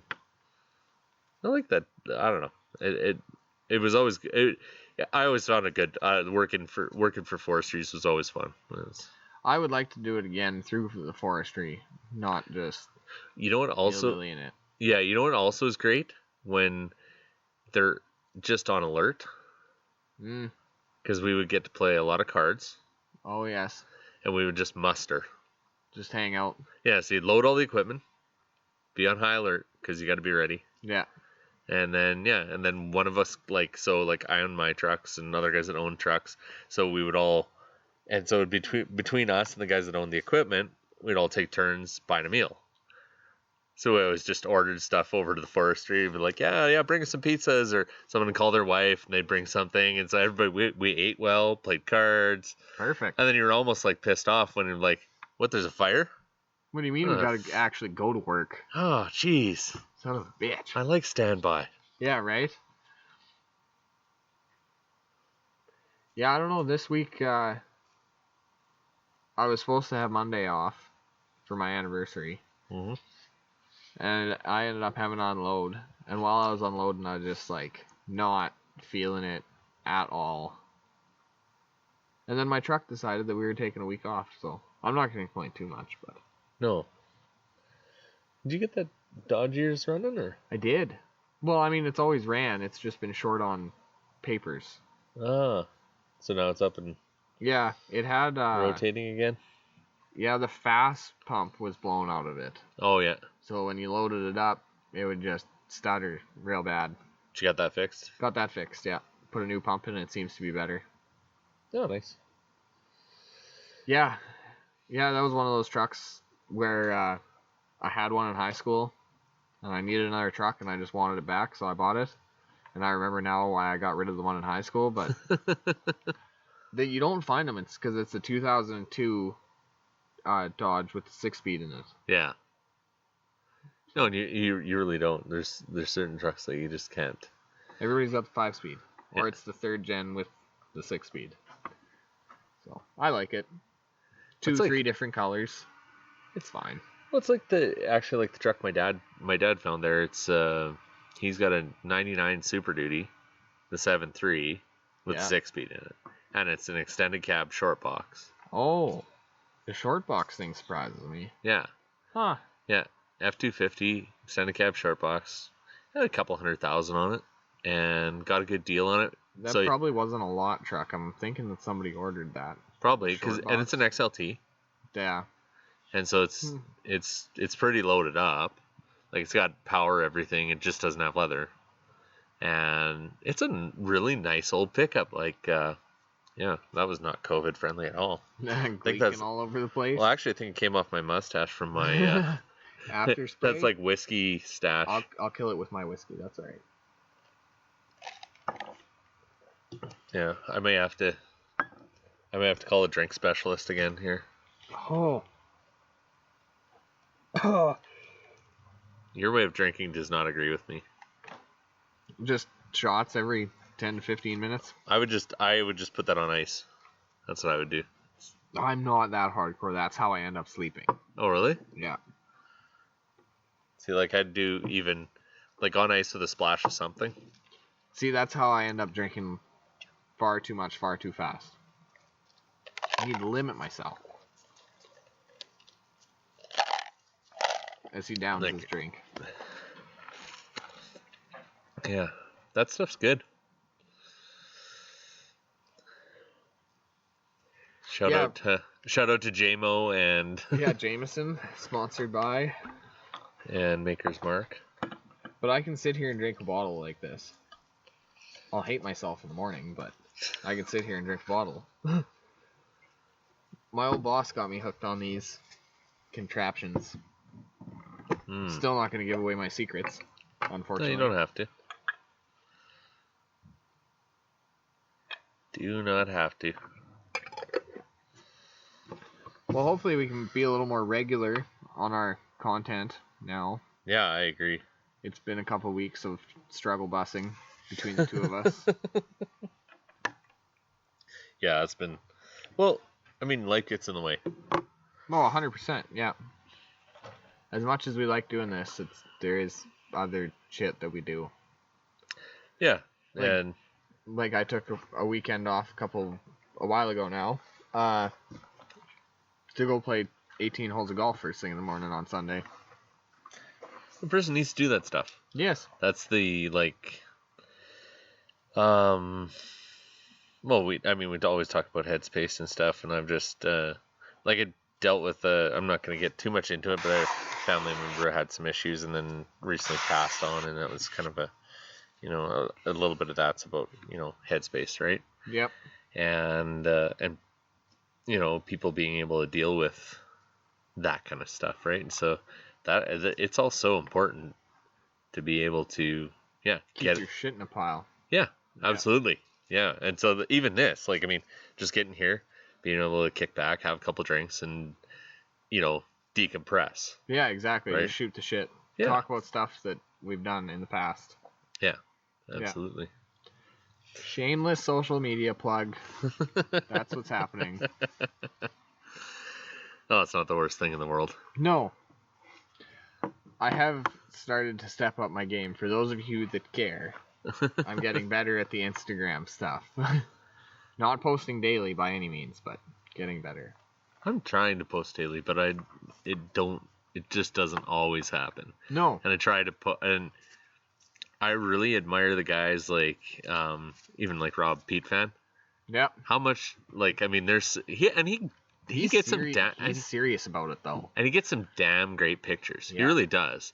I mean, they're all Pete's, but I mean, he's not using a potato phone though either. I'm pretty sure he's got like a I don't know what his setup is because he catches stuff on the road that, like, there's no way you could do it without having, like, I don't know. We got to corner him sometime. Yeah, I'm bad. Like, rolling shots, I just recently figured out how to use, like, if you hold down the picture taker, to get a like burst. The burst. I just learned how to do that. I was really good at taking pictures of people's trailers. Like, really good. Well, I don't want to cast aspersions, but you do probably need a hardware upgrade on the... You don't like my potato? My iPhone 5? That you even admitted that, and that I am the non-millennial here. Yeah. See, and I know what's going to happen. It's probably this week, too, so I'll just get it out and say it. I bet you sometime this week my phone gives me the big F off. Yeah. And just packs it in. There's been a couple times this week where it says invalid SIM, and then you have to, like, reset it, restart it, and then it comes back. Oh, yeah. But I'm almost interested to see what it'll be like trucking in 2020 if a guy's cell phone takes a hike. Like, what will that be like? You'll change your name of your company to Never Trucking? Yeah, right? And the COVID. Like, I don't think people will just let me use their phones. Dogs just wandering around. Having a time. Oh, yeah. Where's my dog? She's happy. Well, deck naps. Mm-hmm. Yep. No, that's good. No, I like this. I It's an did almost. Android thing or a Google Yeah, thing? Android, same Yeah. thing. But I almost, I've almost gone iPhone just for the simplicity of going to my Mac because I have the Mac computer. Oh, you're one of them I went, cross people. yeah, I went to the Mac computer for video editing, and it does work well, but it doesn't play well with others. No, you need to be able to AirDrop from your phone to your computer. Yeah, that's how they get you. That is how they get you. That- But AirDrop, once you figure out how to use it, is dandy. Yes. And Jess is loving my little. Yeah, what are you doing over there? Oh, the It's- tripod stick. That's a good, and that is a really good. That's an Amazon one, and it actually is. It's really great because you can wrap those things around like, around bars and stuff. Oh, like super bendy leg. Yeah, Huh. and or just straighten it out and use it as a regular tripod, and it'll fit a phone. It just fits stuff in there. It works really, really well. You YouTube people. Yeah, so it works. Yeah, it works fantastic. I'm pretty impressed with it, anyways. See now, you get the I liked video, how you waved and you didn't, and you're not even on. There you go. you get the video and realizes how rough a guy looks. Yeah. There you go. Silver Fox, there you go. Yeah, that's about it, right? Yeah. That's how they can see the age difference. It's not the mullet. I don't have a mullet. Yeah, I know, that's what I meant. Yeah. Yeah. See the dog in the background. See, distractions. Yeah, total distractions. Yeah. To anyone No. who's just listening, they're like, what the fuck's going on? Yeah, my wife got a hold of the phone and she's just distracting us. She's going to take her toys and go home. Yeah, I'm taking my stuff and going home. We are at home. Yeah, wait a minute. Your home is my home. Hi. Sorry, I had to stop the dog from eating some random thing on the. It's just Ground. tree bark. She'll be fine. Oh yeah. Yeah, she's actually pretty. And she's going trucking with you this week? Yeah, she's a pretty robust dog too. I know I mentioned her on my YouTube thing, but like, yeah, that dog's Stiff. yeah, I love pretty your- special. I love when you ran up north there a couple weeks ago. You were telling the story that you looked in the bunk and she was, like 3 feet airborne. Yeah. Yeah, that's funny. Yeah. There. So that That's my story- ride problem. Yeah, there's your ride problem. So does your mattress have springs in it? It is a coil spring mattress. Yes. Because I've been pricing out mattresses for the truck. Doesn't matter which one's cheaper, but one of them's cheaper. And I've always been a coil spring guy, but my wife doesn't agree. She says she feels the springs. Thoughts? Depends. I don't even know if I've drove a truck with a fucking spring or a non-spring mattress. I've had some pretty good foam ones. Whatever You know what? I had in that tri-drive was damn dandy. You know what? That's would have been a stock Kenworth mattress, and they're pretty good. Yeah. But the best mattress I actually had was coils, and it was in a small bunk Mac. It took the whole, like it was a 42-inch, the old like CH with a 42-inch bunk. It was not a Cleason truck. Think of some tank line trucks from like Trimac. no, They had lots of Macs. no, it was not Trimac. Speaking of Trimac and Max, I don't mean to totally hijack your story, but have you seen that old Superliner that's still running around Edmonton? Yes, and you All need in to speak concrete. up. You're getting quiet again. Outside voice. Yeah. There we go. I'll just drink more. There if you go. That helps.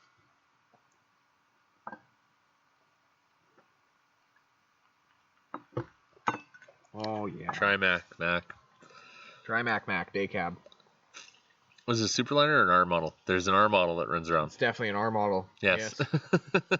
And it's and that truck's been hauling for Trimac since new. Yeah. It's an old boy that runs it. Yeah. We used to haul gravel into the concrete plant that he hauls powder into all the time. Poor old girl there, just screaming, running the pump to offload. Oof. You know those 350 4 valves? Yep. Probably, I'm gonna go on a limb. Probably the most resilient motor ever built. Like just like Bulletproof. yeah, really. Yeah. Yeah, and especially for things like applications where you're running a pump all the time, or like and really those are the kind of those trucks built a lot of companies. Oh, 100%. Yep. Yeah, the 350, just a 350 Mac, and back in the day, apparently, I mean, you could make them pull pretty damn well. Like they would be comparable if you did a few tweaks to them, they'd pull right with a 4 1/4. Oh wow. See, I have zero experience driving one, so. Well, I've never, honestly, I really like the old R models. I've never driven one. Oh wow. And my grandpa, my grandpa was actually killed in one. Oh shit. Yeah, and Might be a good reason not to drive one. but my dad won a fuel economy competition in one. In an R model Mac, won a trip to Hawaii. Shit. Yeah. It's not a bad fuel economy competition. Yeah, and he claims he won it possibly because he was hungover. Ha! Because every time he pressed the throttle too far, it hurt his head. So he'd back out of it. And interesting story. I've written about it, but I've never said it on here. He drove. They did this. It was a 2-day competition, and that truck had run the previous day with a different driver on it. And Dad came to run it on the Sunday, and I think it was like the spring breakup party was the night before or something. And so, yeah, he's gonna have to be okay with being on this as having a hangover in like 1984. But yeah, so he got there. He was the last truck to head out. It was when Cummins had first come out with the Formula 400 and the Formula 350. Oh, okay. And there was a guy with a new Formula that had so far in the B train category beat the pants off everybody since Saturday. And it's on Sunday, and like no one's come close. And that truck ran, and it hadn't been close, but Dad's running it separately as himself. And it was just regular B trains. And this is pre-Super B, right? Okay. And what they did in that competition is they took a drum of fuel and they put it on your frame rails and strapped it down. So it was weighed before and it was weighed afterwards. So they just plugged your fuel lines into this drum. Okay. Or tank, whatever. Yeah. And then that way it was legal, It was probably the best way to do it. Plus, all the trucks then were, most of them were day cabs, and everybody had enough room to put a 100-gallon tank on their frame rails. So, anyways, Dad was out running this truck, and the guy was basically his girlfriend there and his parents there, and he's ready to get his prize. And he's trying to kind of get them to speed it up, let's award it, kind of thing. And they're like, well, no, we have one more truck out. As a formality, we got to let this little Mac run, and it's sponsored by Cummins. It's a Cummins fuel economy competition to show that the Formula 400 and this Formula are the shit, right? Yeah. And and I'm not casting aspersions. I think they're a very good motor too. But yeah, so Dad goes out in this, and actually it might have even been a 300 plus. It wasn't even a 350. It was a 300 plus. Wow. 13 speed. How I know this? Whatever. Shit that sticks in your brain. Yeah. Yeah. So Dad gets back. They measure it out, and he's beat the guy by like 15, 20 gallons. Oh. And he apparently was pissed. Yeah, I could see that. I don't imagine the Cummins hosts were too happy either. They never held another competition. That one and only time this is biting us. Yeah, so Dad won a trip to Hawaii. Nice. Huh. Well, that's dandy. And so we all joke about that was the trip he won for being hungover. The guy would almost be encouraged to be hungover at that point. Yeah, so I mean, if you want to get good fuel economy, Luke, drink a pant load. Drive a Mac. Drink a pant load. You might do one of those things. I'm guessing it's probably. I used to drink a lot when I was in my push truck days. There was lots of hungover push truck days. I'm thinking push truck, and you don't really care about fuel economy though. No, actually, it's the opposite. It's funny because there was, with quite a few of the drivers that I pushed regularly, we'd go at the end of the day and fuel up together, right? Before we go for dinner and stuff. And it was, if I burned less fuel than him, I had to buy dinner. And there was a few guys that were like that. So yeah, you just drive the pants off her. That's what I miss about push trucking. Yeah. Hold it on the floor at like 1900 all day long. Let her eat. I find I miss some stuff. I miss being in the bush. That part of it I miss. I mean, I didn't push truck, but I just... Well, it's the same I think back to things. Yeah, and actually, you know what? The other day I was missing... I go back and forth, but I was missing hauling gravel the other day. Which is weird, right? Said like nobody ever. Yeah, I know. But I actually used to like in the... Like, you did it around here. Bush trucking. Yeah, I did it. No, like I'm talking graveling lease roads. See, like belly dump work. Yeah. Yes, that I would definitely be on board with. Truck and pup, graveling leases and roads. Like there was a couple old boys around Whitecourt that used to be able to like spread with truck and pup like you've never seen. And oh, really? Yeah, no speed bumps. Wow. Ever. That's impressive. Yeah. They had hot shift pumps. Yeah, and trip under load gates. Yeah, yes. And so truck box, pop box, up halfway, get to the end of the ready where you're gonna spread, trip, go, like and it would just be like they would have a perfectly uniform spread. Like belly dump could not, like guys with belly dump, one was and I'll even say like Wayne Reinders and old Paul Flasha, like Flasha Contracting. I don't know if you know them out of Whitecourt, but they had they had their own crushers and everything, but old Paul was like, he was pretty deadly too, and Wayne Reinders was, and when Wayne sold his old truck, he had a Heritage Cab Star, 4.25. It was green. I don't know where it went now. One of the guys that there was a guy that bought it in town, and then I don't know if it's still there. But when he had that truck, it was immaculate. It was a 92, and even in like 2002, that truck looked like it was fucking brand new. There's quite a few guys like that. Like in this area, Wayne Scott pulls end dump. He's got a silver W900 VIT edition. He's also got a, for lack of a better, like the 007. Oh yeah. VIT one. He's got one of those with a high-rise bunk. And he's got a silver one with a flat top 60 on it. And yeah, it looks like the day it rolled off showroom floor. He hauls gravel from Range Road 30 Burnco there to Lafarge in Winterburn to the concrete plant. Yeah.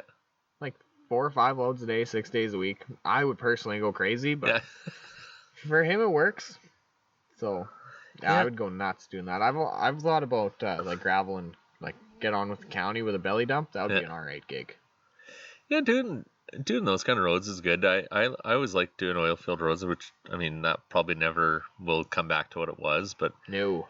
But it was a good time. Like I used to enjoy it and working for, like, there was a couple companies around Whitecourt that I worked for and Marnovic and Fox Creek. Like I always liked, I don't know, they were good to work for. They paid good and it was it was just enjoyable work. And same thing, like, yeah, you did round and round, but then you might do that for a couple days, or sometimes it was only a day to do that road. And once that road was done, then you went and did some other road. Yeah. And trip your gates in the right spot, spread the right amount, like. When I first started trucking, I pulled end dump, like I've said before. Yeah. So I had this old end dump, like holes in the floor, trickles out sand, pins are wore out end dump. And I get asked to spread. I'm like, yeah, sure, why not? Seen it done lots of truck and pup, what's the difference? Not knowing any better at all, right? So I spread 3 or 4 loads, and then the truck push was in a truck the next day, and he watched me do this. And granted, if I would have seen it now, I'd probably scare the crap out of myself. But yeah, like those pins had so much slop in them that box was rocking back and forth, and oh yeah. It was the day after that, so spread 1 day, spread 2 day, third day morning, safety meeting. We took all the spread chains off the end dumps. You are not allowed to spread. Nobody spreads. Oh, Well, especially air ride. Air ride end dumps are worse. Yeah, like we dumped our air, but there's still all that play in there. Yeah, right? it's It doesn't like make a the old difference. the old single point ones with like a 20-foot box on them were terrible. Yeah, but now we're up to like 48-foot boxes on Tridums. Yeah, no, it's not Single mast. Yeah. So which is super sketchy. Yeah, no, even watching the guys do when they spread with a quad. Like, yeah, that's risky business. Yeah, I don't like it. Like a trucket pup, like a Tridum or a tandem pup. I'd spread with a quad, but some of these guys like fifth gear spread with a quad. No. Yeah, slow spread, okay, but yeah, no, the and like second lift spread, slow second lift spread. Yeah, no, we had. Oh god, Jeff had this old belly dump, and I'd heard stories of like that it would trip because it wasn't a closed under load. It's the old one with chains. Oh no. And it was electric over air over electric, whatever. Can't remember. Be electric over air. Yeah.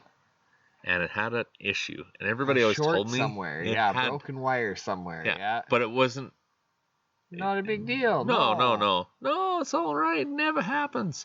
And then it doesn't happen. It never happens until the one time it happens. The very first time I took it, and so I just 95 star, and I went out to the pit, and never run a wheel loader before. Well, I'd run wheel loader, but never run wheel loader digging gravel. Yeah. So there's a little bit of pit run in my 3/4 crash. Little bit. Just a little bit. Okay. You know? And also the old dresser that I. Well, probably triple nickel. Yeah, and had no brakes. No, because they're air on those old dressers. Yeah. So the brakes didn't work. Also, when you brought the bucket down, I found out almost the hard way, but not quite. Close to taking the sideboards off, because as you came down with the bucket, there's that big sloppy spot. Yeah, and it went just about clean the sideboards off Jeff's belly dump. So I get a load on, so it's mostly 3/4 crash. Except for that 1 3+ boulder, right? That the grader operator's gonna find. Or at least that. So head out, and like I'm still a kid too, right? This is like my first summer working for him.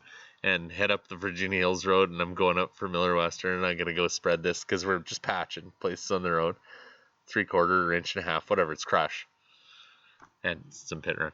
And it's 3/4 crush, but once you count the pit run, it's like 1.5 inches minus. Yeah, like if you averaged it out. Yeah, that's right. So I head up the road, and I'm cruising along, 75, 80 down the Virginia Hills Road, just booking her because I'm going. And the grader man is like within sight, and he's like, when you get up to where I drop the ribbons, trip there, and I'm gonna push it in. I'm like, yeah, it sounds good. So I haven't even started slowing down yet. I'm cruising along, and I hit a little bit of a bump, and all of a sudden, and I'm going 75, and this load just trips, and gravel is flying, and pit run is bouncing off the road and flying up and everything everywhere, and he's like, what the fuck are you doing? He's right over the radio too, right? Like just shit smearing at 70 kilometers an hour. Oh yeah, most of the gravel ended up in the ditch. Well, yeah, and thankfully most of the pit run did too, but the pit run ended up in the fucking trees. Yeah. Like, there was stuff everywhere. And I'm like, I didn't mean to. I had 2 hands on the wheel, I swear. Yeah. He's like, I wouldn't think so. Oh my god. And then I don't know, never did it again for me. But then I find out after, so I go home and I tell Jeff that, and he's like, oh geez, years ago it happened to me. I was going by the White Court Sales there, and it just tripped. And so it turns out the guy who was going the other way when that happened was this guy. Oh, son of a bitch. You should have known better. I was driving a Hino. Oh yeah. And Jeff was hauling 2-inch. 2-inch. Oh yeah, that's what you want coming out. And the highway was 2 lanes at the time by the White Court Scales, and he was just up to highway speed, and it tripped on the highway. And I had a 2-inch rock land on the seat beside me in the little Hino cab over. It came right through the windshield. That would make you poop. Yeah, didn't know who it was. Same trailers. Yeah. So, I was going, there's a gravel company that was neighbors to us down by Keep Hills. And they use clam dumps and Super Bee clam dumps. oh. And I'm coming down the hill one morning, doing my thing on pavement, right? And I see this big dust cloud half mile ahead of me. But it settles, so I keep trucking. And yeah, this guy had both of his gates on a clam, Super Bee clam, open, all over the fucking pavement. And he's just sitting there when I roll by, like, fucking hand on his face, just like, no shit. They had to get the county out there to sweep it off, but oh yeah. Holy shit. Yeah, that would be fucking terrible. I don't know why they're not, like, you should have to chain them closed or something, lock them closed or something. Yeah, there's no way that should ever happen. Right? There's so many stupid things like that. Like, on grain trailers, have you seen, like, how the handles are held on? Yeah. They're just sit on a rod.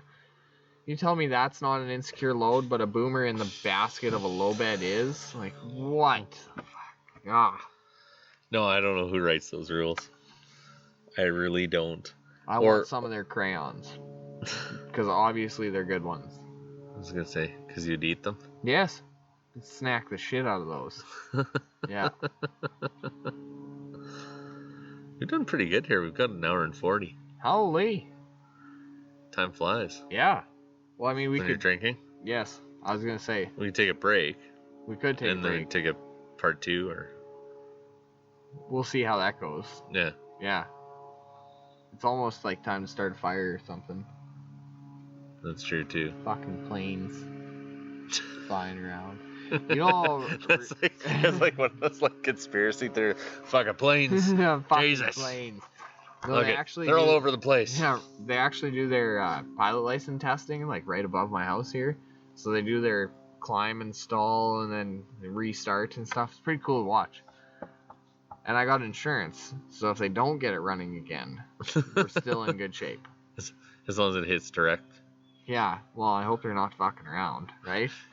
You're trying to put the truck right in the way. Yeah, just pile it right into the pier belt. Yeah, I want a new one. Yeah, no, I don't. No? No. Crossed my mind this week.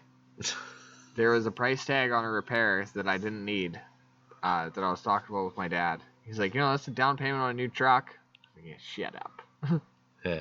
See, your dad and I get along just fine. Cause like, your dad's got the knowledge, and so do I. And then you're young. It's okay. Yeah. It's not. I'm not casting aspersions. I know that I ain't doing this the easy way. Well, no. Why would you? We didn't. Right? I think it would be unfair if I just skipped this step. It would really be untrucking like. It would be. Yeah. No, we all did that. I mean. And you know what? I mean, even people that say say shit about having an old truck. Like I'm not gonna say any Marlon, but yeah. And he's really disappointed if we don't throw him under the bus at least once a podcast. You think we have a glow on drinking and podcasting? He is probably hammered right now at his second wedding of the week. That's probably a good point. Yeah. Well, and he's one of them weird ones that's in that different time zone. Oh yeah. So it's like 11:30 there. Yeah, might not even be awake anymore. Just piled up. Passed out in his shorts. Or what was it? After dancing on a table or something maybe. With a flamingo for sure. He seems like the type that would bring the flamingo inside. And dance with it? Definitely. Yeah, that could be. We're gonna lose a listener over this.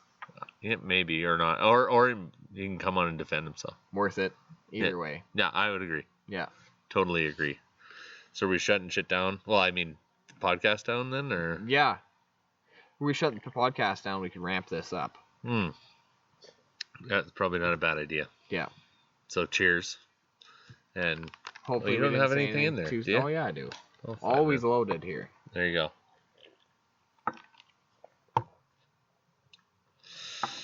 Yeah, I don't think we said anything too untoward, and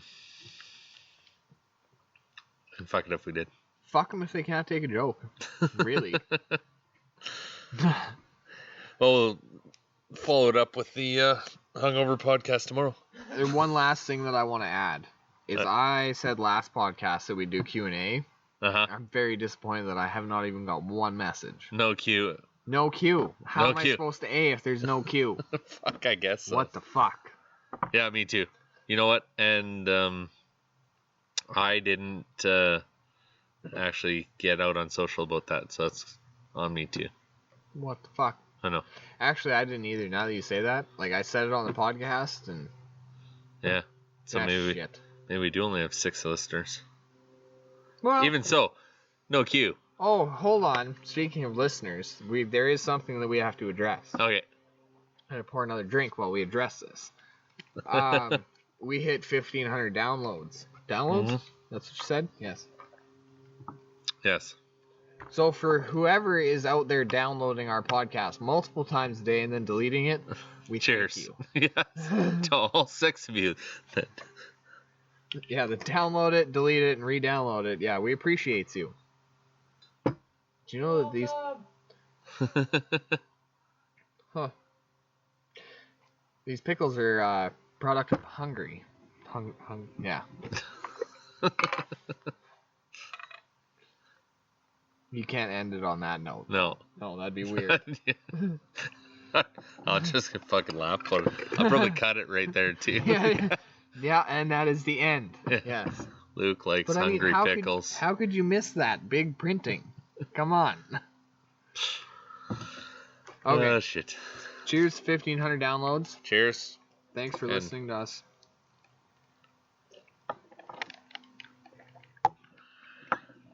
All right. And we'll carry on after. Yeah, that's enough of that. You've been listening to the Semi Crazy Podcast. If you enjoyed it, please subscribe. You can find me on Instagram, Luke Dirk Phillips. And you can find me on Instagram, Semi Crazy Inc., and on Facebook, Semi Crazy Truck Pictures. Thanks for listening.